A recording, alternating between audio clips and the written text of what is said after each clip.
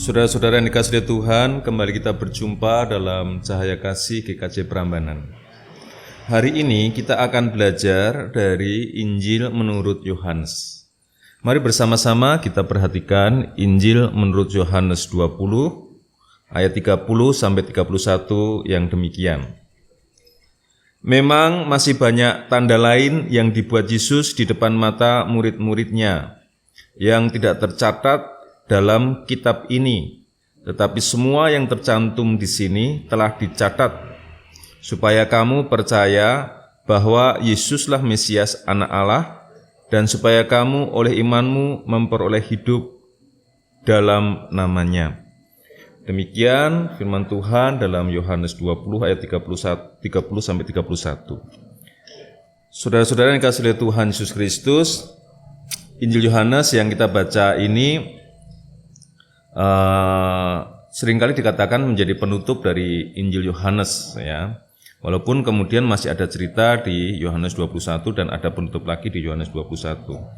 Tetapi dari sini paling enggak kita tahu sebuah tujuan bagaimana kitab Yohanes ini ditulis, bagaimana tujuannya, ya. Dan dalam catatan ini dijelaskan bahwa tujuan Injil Yohanes ini ditulis yaitu supaya orang yang membacanya percaya bahwa Yesus Mesias Anak Allah, dan supaya kamu oleh imanmu memperoleh hidup dalam namanya. Jadi ini yang menjadi tujuan Injil Yohanes ditulis. Nah, saudara-saudara yang dikasihi Tuhan Yesus Kristus, sekarang kita merenungkan hal ini, ya. Saya pertama kali ingin mengajak Bapak Ibu Saudara untuk melihat diri kita dibandingkan dengan makhluk-makhluk di sekitar kita. Kita beruntung sekali menjadi manusia yang bisa memilih atau mempunyai banyak pilihan di dalam kehidupan kita. Nah, kita belajar umpamanya dari saudara kita dalam agama Hindu, ya. Dia mengatakan kurang lebih seperti ini, bahwa dalam kehidupan kita ini ada banyak makhluk lain. Contohnya pohon. Pohon ini hanya dia tumbuh saja dan berbuah dan memberi. Dia tidak mempunyai akal budi, tidak mempunyai macam-macam, ya. Kemudian ada hewan. Hewan ini tumbuh, hidup, tumbuh, dan dia bisa pergi kemana-mana dan dia punya semacam akal tertentu, ya. Dia mempunyai tahap yang lebih tinggi. Jadi bukan hanya tumbuh begitu saja, tapi dia bisa berkembang biak dan mengembangkan otaknya, gitu, ya. Dia mempunyai kelebihan. Nah, kita manusia mempunyai tiga-tiganya. Jadi kita tumbuh, berkembang, punya akal budi, punya hati nurani, bahkan bisa berbudaya. Jadi dibandingkan dengan dua kelompok makhluk hidup yang terdahulu, yaitu tumbuhan dan hewan, kita ini memiliki pilihan-pilihan yang jauh lebih banyak. Dan karena itu ini menarik. Kita mempunyai kemampuan untuk memilih, mengambil keputusan dan menentukan pola hidup tertentu di dalam kehidupan kita masing-masing. Jadi artinya memang kita mempunyai kebebasan yang jauh lebih hebat daripada yang lain. Nah, tetapi justru dalam kebebasan inilah kemudian seringkali muncul pergeseran-pergeseran, perbedaan-perbedaan dalam berpendapat dan pola-pola hidup yang tidak sama. Nah, Injil Yohanes 20 ini merupakan salah satu pola atau ajakan oleh penulis Injil Yohanes untuk berpola hidup seperti Yesus Kristus, atau berpola hidup dalam percaya bahwa Yesus Mesias Anak Allah, dan supaya iman yang seperti itu menjadikan kita hidup di dalamnya. Jadi kita hidup di dalam pola iman kepada Yesus Kristus, ya. Nah, ini salah satu pilihan yang bisa kita pilih sebagai manusia.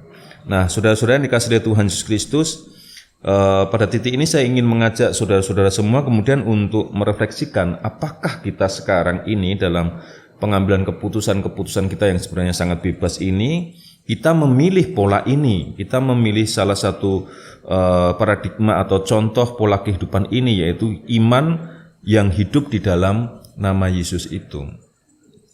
Kalau saya sih berharap kita semua memilih ini, ya. Hidup kita ini berpola dalam iman kepada Yesus Kristus. Nah, saya rasa sebagai orang Kristen ini pilihan yang harus kita pilih, gitu, ya. Ini ideologi atau sesuatu yang ideal yang bisa kita pilih dalam kehidupan kita, yaitu hidup menurut versi Yesus Kristus. Nah, bagaimana hidup menurut versi Yesus Kristus itu? Ya, kita semua tahu bahwa Yesus Kristus itu membawa Injil kerajaan surga, penerimaan, pengampunan dosa. Yesus Kristus membawa hukum kasih yang menjadikan kita bisa bertumbuh di dalam Tuhan. Nah, menurut saya ini pola yang kita diingatkan lagi pada bagian ini untuk mengoreksi kembali hidup kita, apakah kita berada pada jalan yang semacam ini. Saudara-saudara yang dikasihi oleh Tuhan Yesus Kristus, saya rasa perenungan ini dikembalikan kepada saudara dan saya masing-masing. Sejauh mana sih kita sudah berada pada pola iman kepada Yesus Kristus yang semacam ini? Dalam dunia yang banyak pilihan ini, saya rasa pola dalam Yesus Kristus ini menjadi pola yang menarik, pola yang bisa kita kembangkan jauh lebih banyak lagi ya. Karena dalam Yesus Kristus, seperti kita tahu, hasilnya juga luar biasa.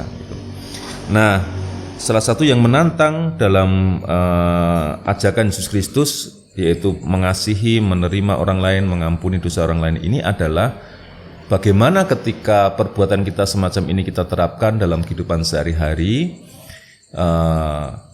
dalam relasi kita dengan orang lain.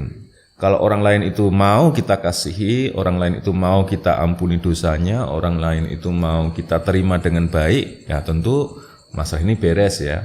Tapi bagaimana dengan orang lain yang tidak mau kita sayang, orang lain yang tidak mau kita ampuni, orang lain yang tetap berbuat jahat walaupun kita sudah berbuat baik, orang lain yang tetap membenci kita walaupun kita tetap mengasihi? Nah, itu pertanyaan yang kemudian menjadi semacam ini menjadi tidak nyaman ya. Nah, bagi teman-teman atau saudara-saudara yang sedang mengalami situasi yang semacam ini, mau nggak mau kita belajar lagi dari Injil ini ya, bahwa dalam situasi yang semacam itu Yesus Kristus mengambil jalan tetap mengasihi mereka dan merelakan diri memanggul salib ya. Jadi Yesus Kristus pada situasi di mana Injil Kerajaan Allah itu tertolak, Yesus tetap setia mengerjakan Injil Kerajaan Allah ini, yaitu dia tetap mengampuni dan mengambil resiko menderita dan disalibkan. Supaya apa? Supaya kejahatan itu tidak berlangsung terus gitu. Nah, bagaimana dengan orang-orang atau saudara-saudara yang mengambil sikap tidak semacam itu? Artinya membalas kejahatan dengan kejahatan. Atau membalas sesuatu yang jahat tidak dengan cinta kasih ya. Maka pada diri orang itu yang muncul adalah penderitaan. Itu yang pertama secara batiniah. Jadi kalau kita dibenci tapi kita membalas benci ya, kita dalam diri kita pun sebenarnya sudah muncul penderitaan, yaitu perasaan benci, perasaan marah, perasaan tidak senang, dan itu penderitaan sebenarnya pada diri kita. Pada titik yang lebih tinggi lagi bisa menimbulkan efek yang tidak baik juga, yaitu permusuhan gitu ya. Permusuhan ketika rasa benci, rasa tidak senang kemarin ini diungkapkan dalam tingkah laku, maka akan ada juga efek kerusakan gitu. Efek yang merusak bagi kehidupan bersama. Jadi laku Yesus Kristus ketika dia memikul salib sebenarnya laku Yesus Kristus yang menghentikan penderitaan sebagai buah dari kesalahan-kesalahan itu. Nah, pada titik ini saya tahu bahwa ini kemudian menjadi mengikut Yesus atau berideologi atau beriman sungguh-sungguh dalam Yesus Kristus bukan menjadi barang yang mudah. Tetapi kalau kita tidak mengerjakannya, sebenarnya kita jauh masuk dalam penderitaan yang lebih berat. Karena itu saya mengajak Bapak Ibu Saudara sekalian untuk kembali merenungkan iman kita, dan kita tahu bahwa iman kita dalam Yesus Kristus itu sebenarnya membawakan damai ya. Walaupun ada satu tahap tertentu di mana itu harus ditebus, ada penderitaan, ada pikul salib di sana. Tetapi kalau itu bisa dilalui dengan baik dan kita tetap konsisten pada jalan cinta kasih ajaran Tuhan Yesus Kristus, sebenarnya damai itu segera terbit. Penderitaan itu kalau dalam kisah Tuhan Yesus kan cuma 3 hari ya, penderitaan Yesus ya. Habis itu ada kebangkitan, ada kehidupan baru yang jauh lebih indah. Jadi memang kalau memang sampai pada itu ya, kalau kita mau tetap setia pada Tuhan ya kita siap panggul salib, tetapi kita tahu juga dalam pengharapan bahwa akan terbit kehidupan, ada Paskah, ada kebangkitan Yesus. Biarlah renungan ini menjadi perenungan bagi kita semua untuk tetap belajar setia pada Tuhan dan menghentikan penderitaan sebagai akibat dari pembalasan dendam atau kebencian itu. Kiranya Tuhan membantu kita bertumbuh lebih jauh lagi. Tuhan memberkati. Bapak Ibu, Saudara yang dikasihi Tuhan, mari bersama-sama kita berdoa. Tuhan yang penuh kasih, dalam Yesus Kristus kami menghadap dan kami mohon berkat kemampuan supaya kami mampu ikut di dalam jalan Tuhan Yesus Kristus, walaupun kadang-kadang kami akan mengalami penderitaan, tapi ajari kami untuk berpengharapan bahwa akan terbit kehidupan yang baru yang jauh lebih baik. Karena itu Tuhan, beri kami kuasa-Mu, beri kami kasih Tuhan memenuhi hidup kami senantiasa. Terima kasih Tuhan Yesus, kasih kami kepadamu. Amin. Tuhan memberkati.